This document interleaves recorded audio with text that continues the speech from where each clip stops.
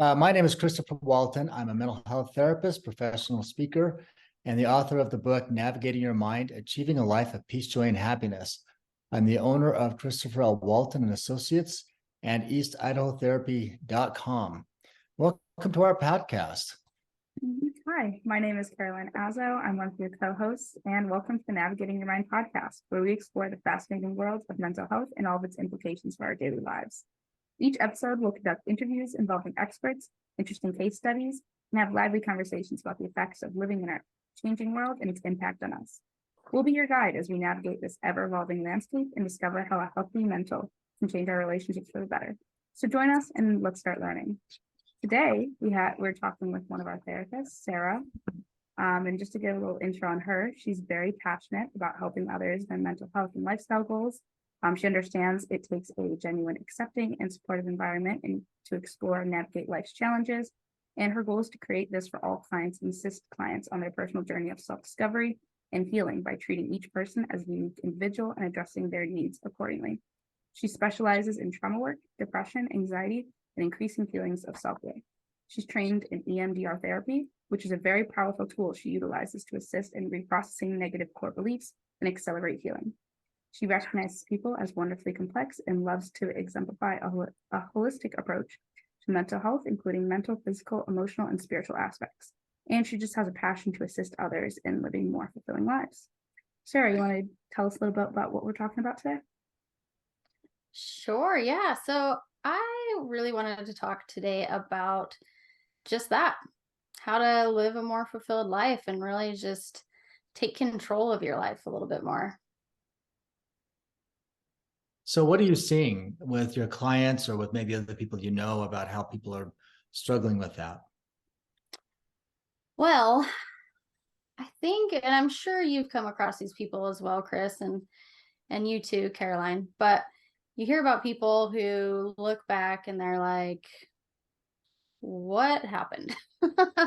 How did I get here? And those people typically feel as though life happened to them. And we see that in our practice all the time, where people come on and they're just feeling unhappy and unsatisfied in their daily living. And part of that is because they're not living a life that they feel connected to, that they feel is in alignment with them and their beliefs and what's going to make them happy. And so that's part of our job, or my job, is to help them figure out how to find their way back to creating the life for themselves and being a more active role in that, instead of just feeling like it's happening to them. I find it's really interesting that you spoke about how people feel like life is done to them. Do you think that like feeling of a lack of control has a big impact on why they're not feeling happy or fulfilled?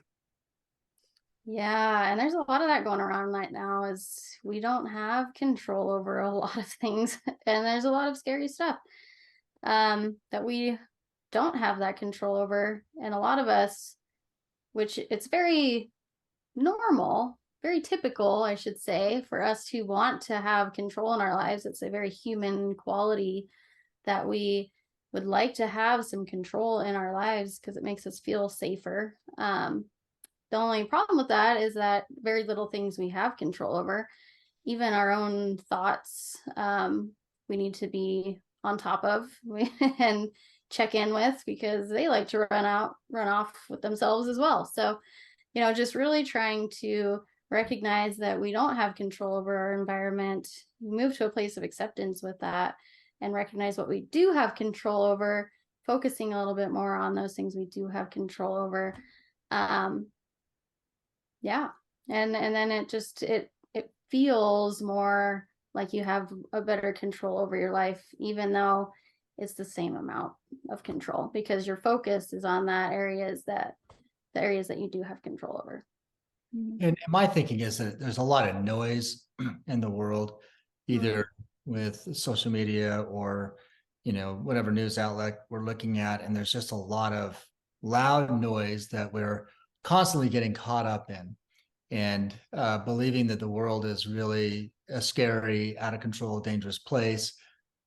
with the media. If it bleeds, it leads, or whatever. So they want to sensationalize a lot of things, and a lot of people get stuck in the feeding of being fed, or if you will, of all of the bad things going on outside of their control.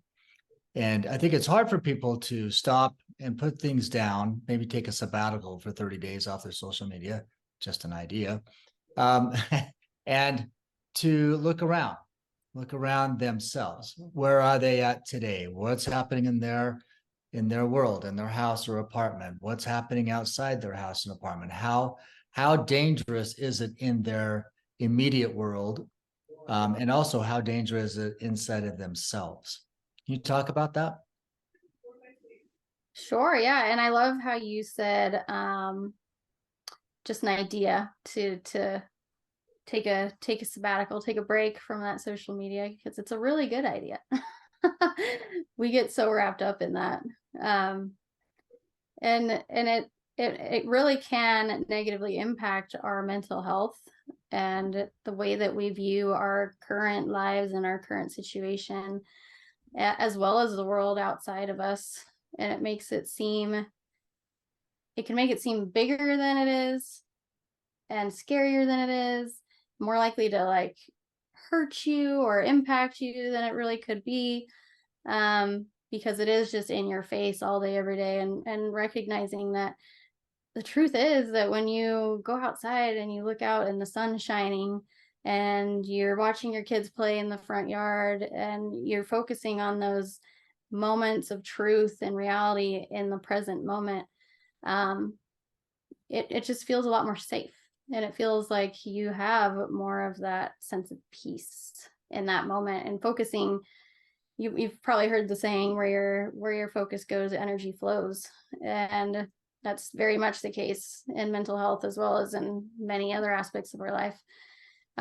Wherever you're focusing is going to you're going to have that energy put into that, and it's going to grow, and it's going to foster and become stronger. And you want to make sure that you're putting that focus in on the things that are going to make you feel more secure, more fulfilled, and just more at peace within yourself and your environment. Does that answer your question? Yeah, I think it's great that you're talking about that, because because you are wanting to talk today about how to build a meaningful life.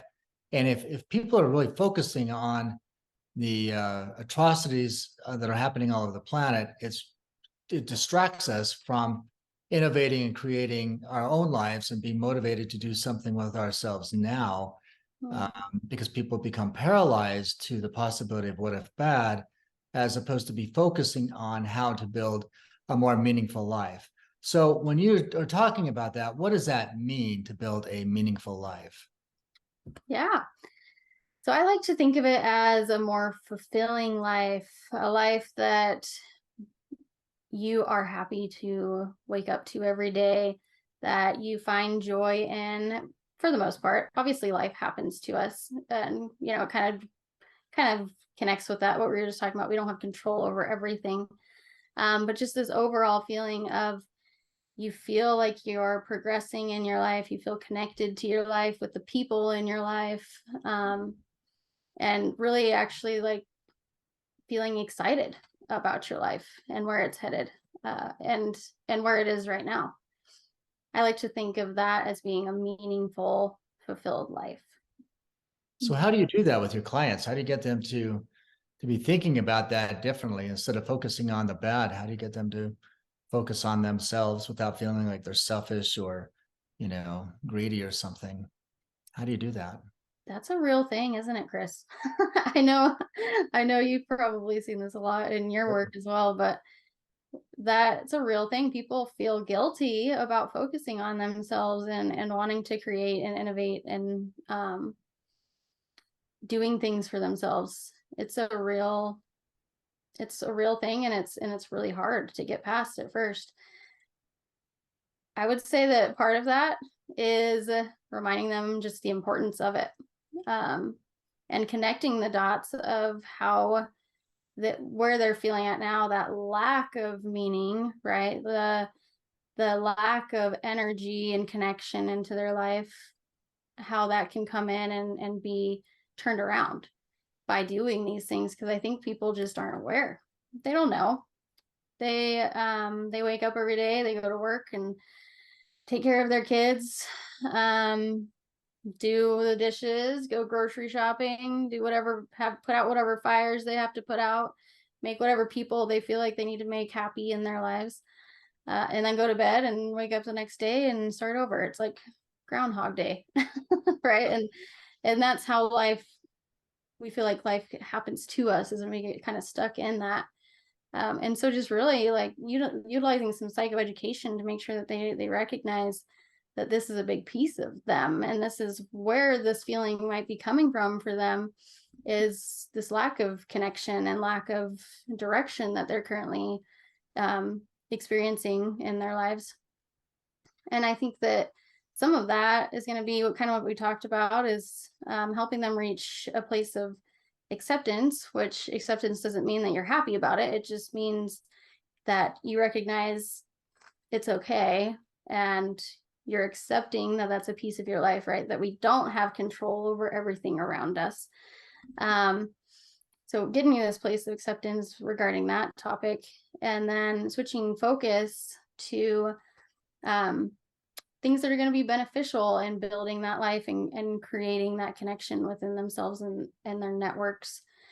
And I like to start with my clients. I really like to start with looking at their value system and how that can be a really great compass, honestly, in their entire world. They can use these values that are just intrinsically very important to them, that maybe they don't think about, because why would we? No one really encourages us to look at our values every single day, at least not often, and what's really important to us.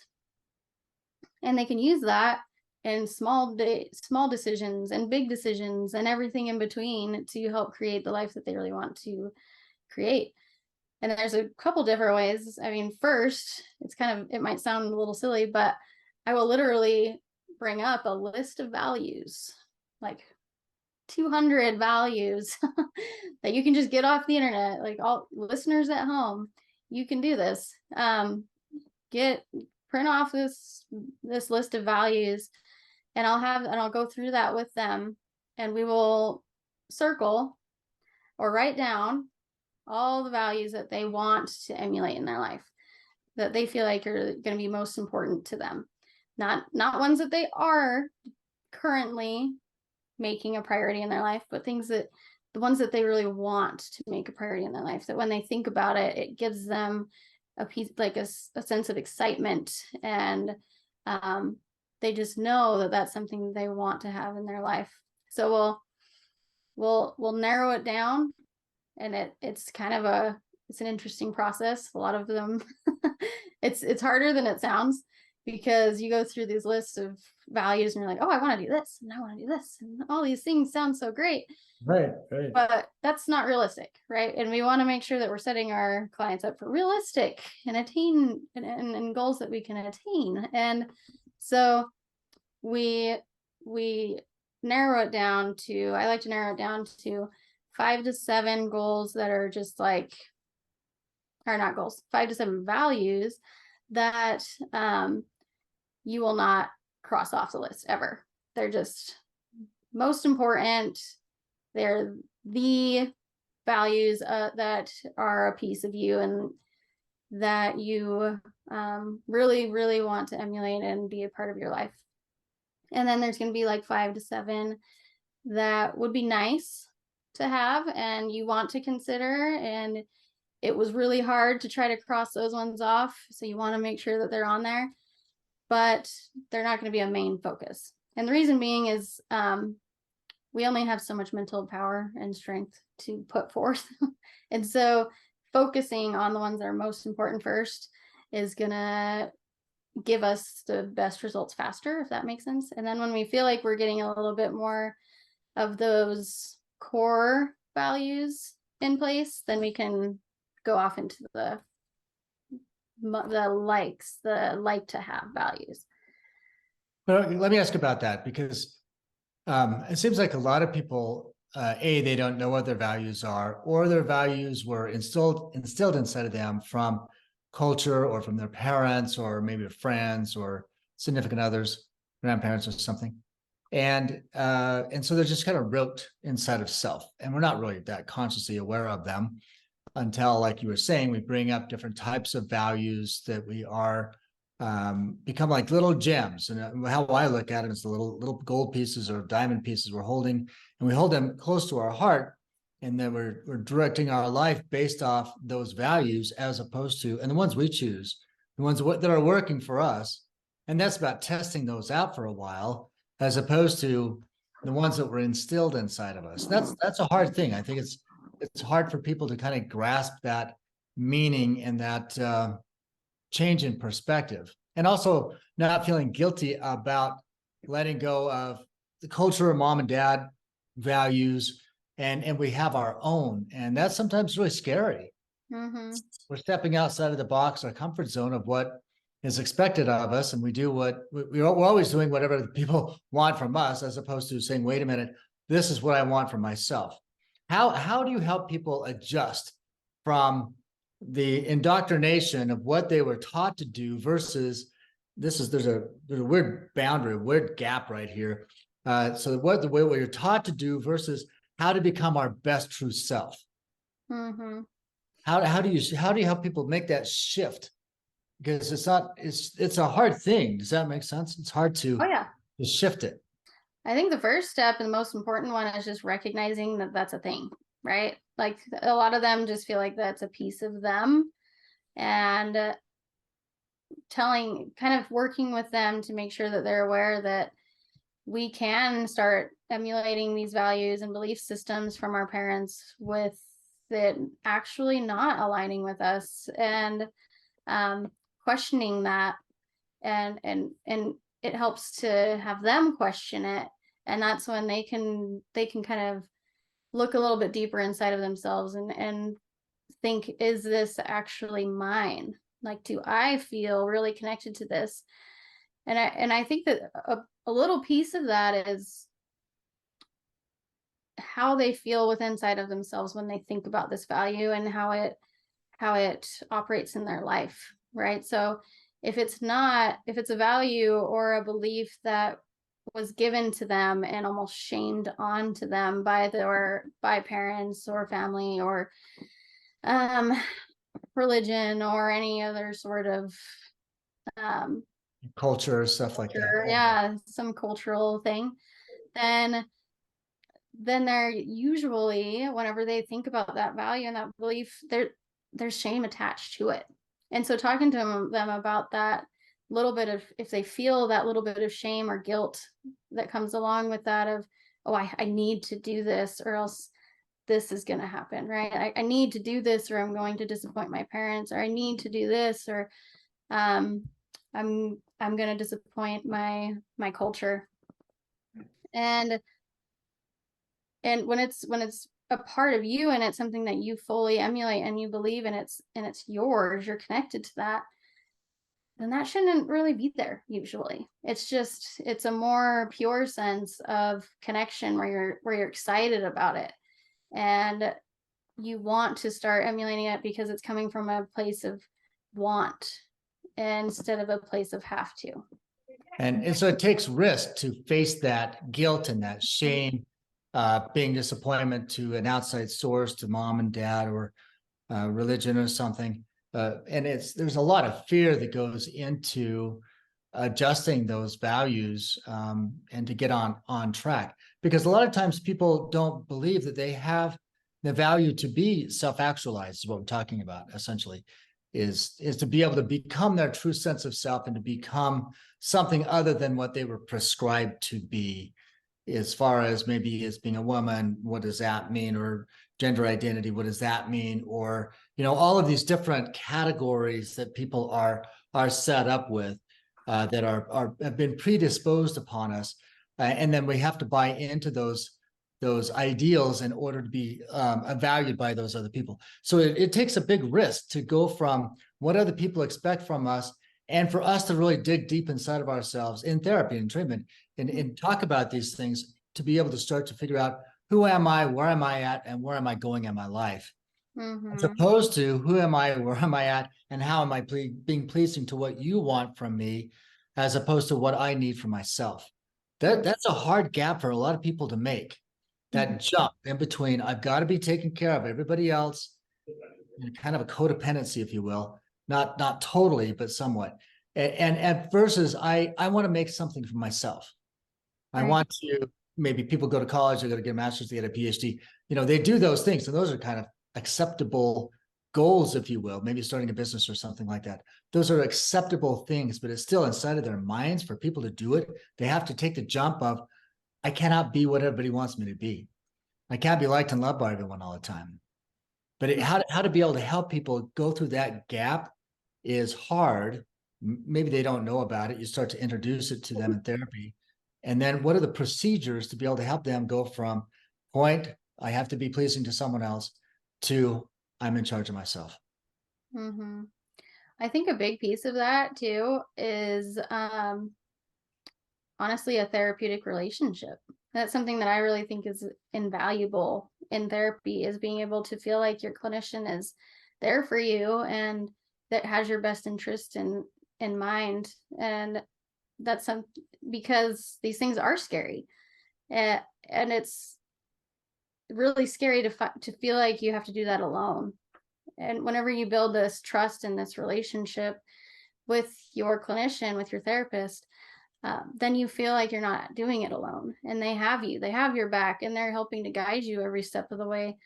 And yeah, you might be doing these things that are against these other people or this other culture in your life, gender norms, whatever, but there is someone in your corner. And so it can be a very powerful piece to really anything in therapy, but this one too especially is just feeling like you can do it because you have that support of someone who cares about you genuinely and wants to help you through it. So there's a risk involved in all of that. It's kind of like the risk to make an appointment with a therapist in the first place. It's don't know what you're going to get exactly. And so to make that leap from being whatever everybody else wants from you to becoming something for yourself is to be able to have taking the risk to fall forward into the possibility of greatness as opposed to the possibility of despair. Because most people focus on despair by far more than they think about the possibility of greatness. And so fear gets in the way of that. And so we all got to get back to taking risks. And I think this is one thing that you do really well in your practice, Sara, is that I think that you do an awesome job helping and connecting with people, helping them feel safe in therapy, and also helping them to get to a better place in their life by facing those risks and understanding that you have their back.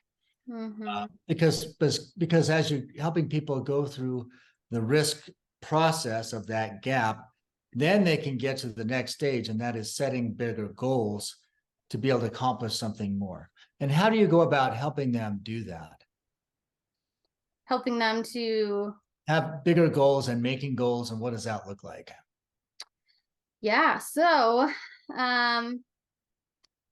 goals. I like to talk about goals with my clients because I think when people initially think about goals, they think of it it has like almost a scary undertone to it because it always has this fear of like failure attached to it, of, well, what if I don't hit my goals, right? What if I can't appeal? And it even happens in therapy. Like, what if I fail my therapist? What if I'm not able to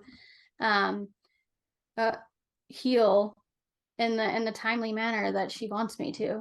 And talking to them about that and making that and assuring them that is not the case, that we don't need to be afraid of these goals and that there isn't a timeline attached to them.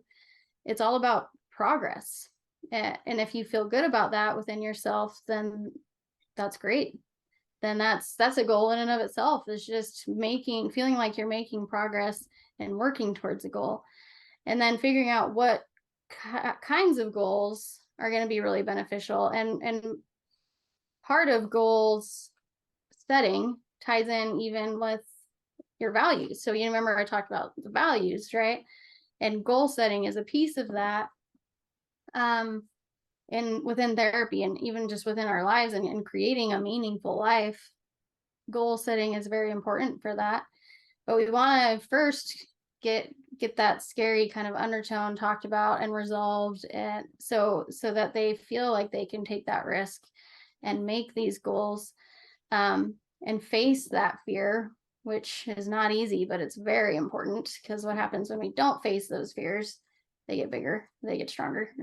Right? Go back off. We back off. Yeah, yep. So with the goals, we want to make it a want to goal instead of a have to goal. So with an intrinsic motivation instead of an extrinsic motivation. Which means what? How do you define that? Yeah, extrinsic would be placed on you, kind of like what we were just talking about, placed on you by others, like this expectation of, well, and I'll give you an example. So I really should eat healthy because, my trainer told me I need to eat healthy. So that's an extrinsic goal. An intrinsic goal, and switching that into a want to, is it aligns with my value of being healthy and being active. And so I want to not eat pizza every day this week because I know that is not going to bring me closer to my goal of being healthy and active. That will take me further away.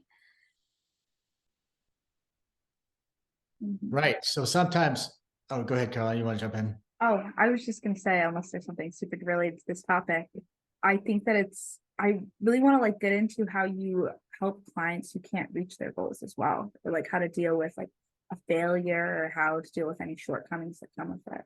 Mm-hmm. That's a really great question, because it does happen. And, or, I like to think of it as they never really ever fail. It doesn't happen in the time that they're wanting it to, right? So it feels like a failure, or sometimes like a setback, like a step back can feel like a failure, but it happens all the time.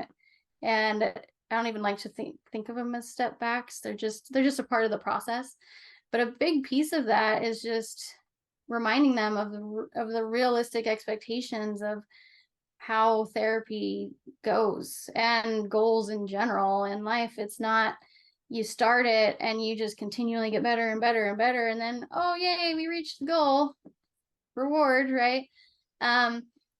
Sometimes it gets hard and you fall and you take a step back, and recognizing that we are human beings, having that self-love and that self-empathy, and that's a big piece of it, as well as really learning to love yourself, and in a way that is genuine, not a way that is extrinsic, where you tell yourself you love yourself, but really you're just hoping you're someone else or wishing that you were a different way. But loving yourself as you are, while also recognizing that you can do better in these certain areas all at the same time. That's possible. You can love yourself and recognize that you're not exactly where you want to be yet. And if you can work to this place of self-love and self-empathy, that when you take those step backs, it's kinder. You're kinder to yourself. It's almost like I always encourage my clients to talk to themselves in their brains, talk to themselves in their thoughts like they would a friend. Like, what if your friend didn't hit this goal the way that they wanted to? What would you say to them? You probably wouldn't tell them that they suck and they failed and you should probably just give up, which are some of the things that people sometimes tell themselves. You would probably tell your friend, you know what? It happens. But look, you're closer to your goal than you were last week or a month ago, and you're making progress. Like, keep at it, girl. You got this, right? And having that self-empathy is a big piece to working towards those goals and getting past those things that could be a perceived failure. Now, I think one thing to be able to help people with that is because they start to feel guilty or ashamed, or they're not worth it. They're not worth changing their life or changing away from the outside sources that continue to play off in their mind. But a lot of times people come into therapy because they want to shed off that and get that off of them. So I think coming to therapy every week really helps out with that. But in between sessions, I think something that people can do is to talk to themselves very frequently and specifically about where they want to go in their life, and to learn how to dream big, as opposed to dreaming moderate or small. Because a lot of times we come from family systems that never dreamed anything and just kind of fall into happenstance. I've talked about this before in other things we've done. And that is, happenstance is whatever shows up in front of us in high school, junior high, high school, early young adulthood or something like that. And people just kind of fall into a pattern with whatever's around them or the influences of that time. But when we get into our, maybe before 25, or hopefully, but sometimes later, a lot of times later, we figure this out. But that is, I'm tired of being what everybody else wants me to be. I'm tired of being a puppet. And so how can I really fight this inside of myself? Because it's really a battle of self more than it's a battle with anybody else. And that is how to vigorously state it to yourself every day, set those goals up, put them on your mirror, look at them every day. What are the steps of those goals to be able to accomplish that? Maybe put up, I have like a vision board or something like that. But we have a pattern or a direction or a vision inside of ourselves of where we're going, as opposed to, it's just not going to work out for me. So it's hard to kind of talk people into that with by not having that vision, if you will. Mm-hmm. So how to be able to help people kind of get that vision into where they're going versus where they've been, and taking the risk to jump over the gap to find that for themselves takes, weekly therapy. And I think you do an awesome job supporting them and getting through that and reminding them and setting that goal. You talk about it probably at the beginning of session, talk about it during your session, at the end of the session. Oh, by the way, this is what we're working on. This is where we're going. Is that correct? Is that how you do that? Yeah. And then you have every 90 days, I believe. Am I right? Every 90 days we do our treatment plan check-ins where we really dive in and we make sure that we've got the right goals in there that we're continuing to work towards. But yeah, every session, it's even in, my notes that I complete every single day when I see people is are we progressing towards these goals? We're going to check in with these goals and see where we're at. And that's a very important piece to the therapeutic process for sure. Do you find that it's really important too for people to seek out a therapist who can give them like a outside point of view for their goals, to make sure that they're not just doing what's expected of them, but something that they're actually passionate about and they care about outside of others' perception? Oh yes, 100%. Yeah, you really want to be able to find a clinician that is there for you. And because I think just like in any profession, you might run into people who have their own agenda, or it feels like they have their own agenda. And that's not a safe place. Like, you don't feel safe with that because you can find that anywhere. You can find someone telling you what to do at work. You can find someone telling you what to do at home. So you're wanting to find a clinician, at least in my opinion, who is there for you and wants to listen to you and create this together, and help you to see outside of where you're currently at. I mean, that is your role as a clinician, is to help to, what's the word I'm looking for, expand that individual's sense of understanding and their world and what they see and they can connect to, and their knowledge base, not only in mental health, definitely in mental health, but in other areas. If they, like Chris had mentioned, if they have a curiosity of going back to school, or they have this goal of learning more about crocheting or whatever, then that clinician is there to help support them in whatever it is that they're wanting to create in their life. So that's going to create them to have more meaning by walking through that process in order to get there. Why do you feel so much passion about this particular topic? Yeah, I love it, Chris. I just love it. I don't even know where it comes from, except that I just love it. No, there's something about empowering people within themselves that fires me up. Even today I saw a client, and she was telling me, she's like, you know what, I'm so happy lately. I feel so great, like fulfilled in my life. Things are falling into place. And I was like, oh no, girl. Oh no, girl, they're not falling into place. You've worked hard at this. Like, you've done the work. This is you. You're creating your life. And you've done it for the last 6 months, right? Or however long. You have been purposeful and intentional and consistent. And that is what is making this life meaningful and fulfilling. And that's incredible, because if things just fall into place, that's fragile. That's things easy come, easy go, right? We hear that all the time. When you build it and you create it, then there's this foundation of knowledge and experience that's going to help you throughout your entire life when things happen to you, that you're going to feel confident enough in yourself and knowledgeable enough, because you have gotten out of a rut before, because you have gotten yourself to a place where you feel fulfilled and meaningful, that you can do it again.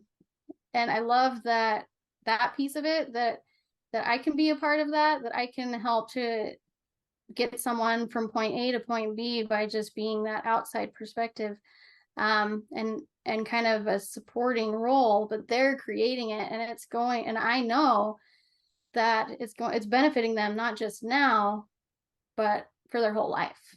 And I just love that impact, that kind of butterfly effect. And I also love that a lot of my clients will learn stuff, and they'll come back and they'll tell me, I told my friend about this. I got my friend doing this thing with me too, and she's loving it. And I just love that butterfly effect of the impact that we can make on other people in a positive way, in a positive change. And that's just my passion. I think one thing about you, Sarah, is that you've accomplished a lot in your own life, and you emulate a lot of success because you've done a lot of different things too. I mean, you're a mental health therapist, yes, but you have other things you've been involved in that you've been really successful with. And I think that is portrayed with your personality and the things that you do and how you present yourself. And so I think it's easy to follow you. And I think a lot of people will be attracted to that, to want to follow you and try and emulate what you've done, because you've already done it. You already know how to set goals. You already know how to accomplish a lot of things because you take these risks. And so I think you can sit back and tell people how to do that because you've done a lot of that yourself. Do you think that plays into how to be able to help people out? Yeah, I think it does to a certain degree. Honestly, I think that probably a majority of my clients might not know, unless they've looked me up, might not know the things that I've accomplished, because I don't necessarily tell them unless it's, pertinent and it applies to what we're talking about.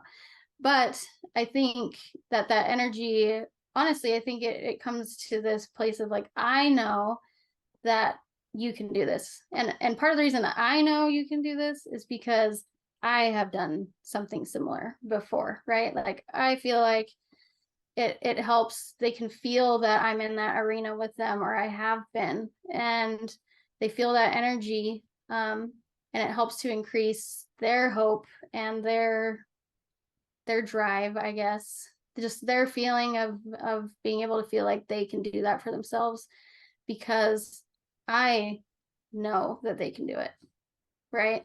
Right. So I definitely feel like that plays a role, because if I didn't have these experiences, then I would probably question it as well. Sure.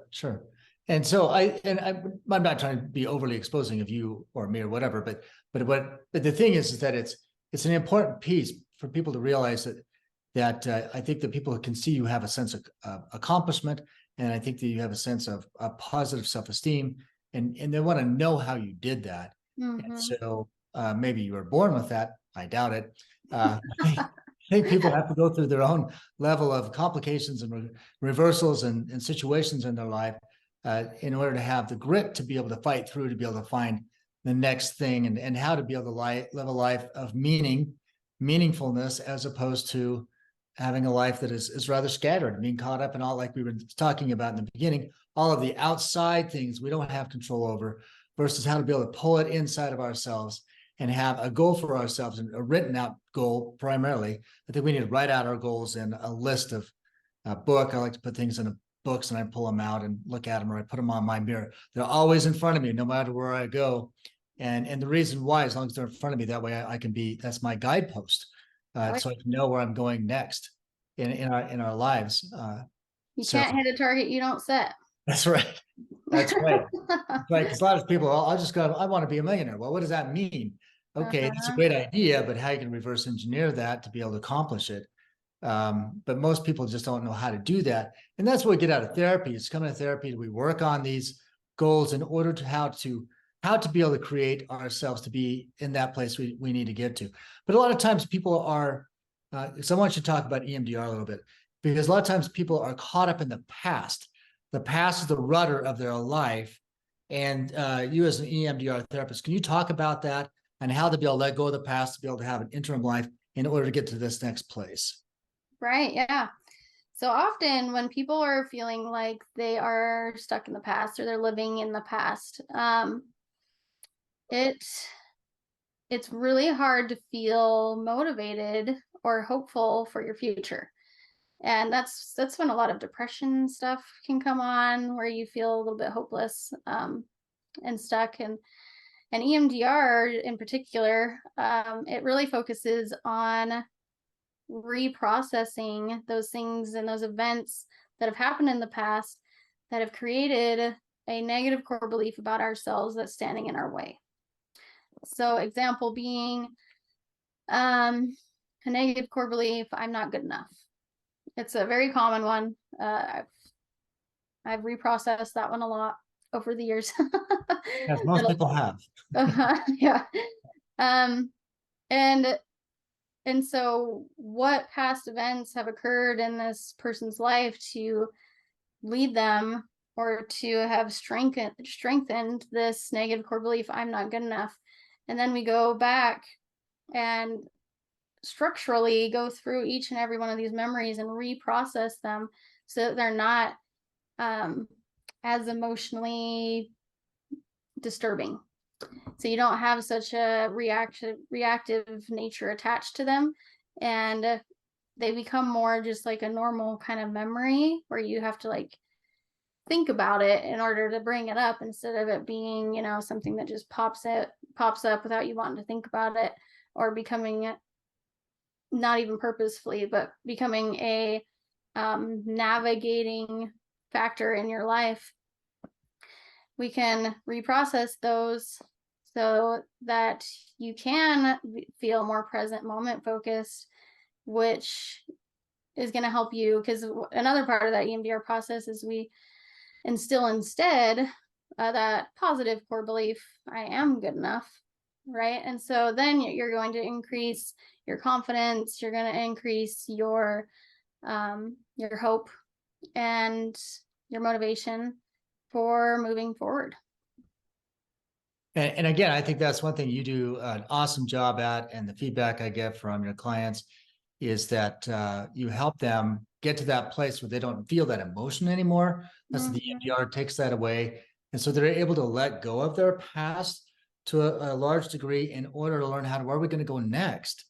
And how can they become more actualized or have more meaning in their life, as opposed to just being stuck in the regurgitation of the past. I love that about EMDR, and you do such a great job at it. I mean, you really do. With taking people who are really from complex traumas and other situations that are really hard and difficult, and getting them to a place of moving past that and then into this life, meaningful life in the future. So I think that's the gamut Where I think a lot of times therapists or psychiatrists in psychiatry, we just focus so much on the past, and there's no overcoming the past and having a present future. And that's one thing I think you do a marvelous job with, is getting people through those stages of life and therapy. Thank you. Thank you. Yeah, it's definitely a way I like to conceptualize it.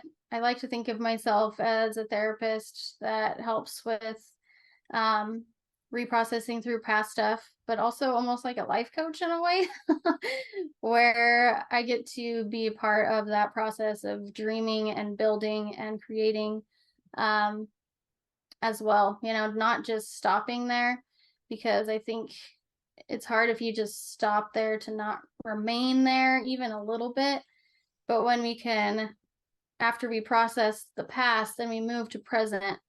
And in our present, once we kind of get manage there, and we're feeling like we can live in the present moment more often, then we can dream a little bit more about our future. And it's a very natural way to go about therapy and go about life. And I think it resonates with a lot of people.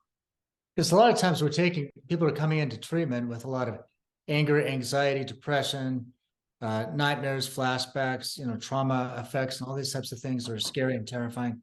And as they go through the process of the stages of learning how to be better inside themselves, is that there's not a relapse into, or less often anyway, a relapse back into that process that keeps them in mental health, keeps them on medications, keeps them on in the system, if you will.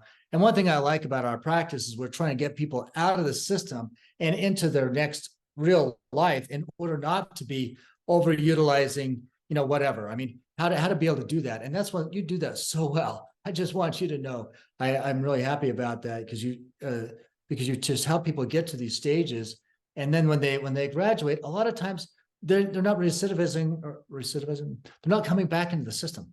Not back in the system. They're moving on in their life, which in my belief is about recovery and recovering from these things. So these things don't have to be the primary focus of their entire life for the rest of their life. It's about letting go of that old life in order to become new. And so that's what I love about this whole conversation, really about helping people becoming renewed and being more driven and more actualizing themselves. Yes. Yep. I love it too.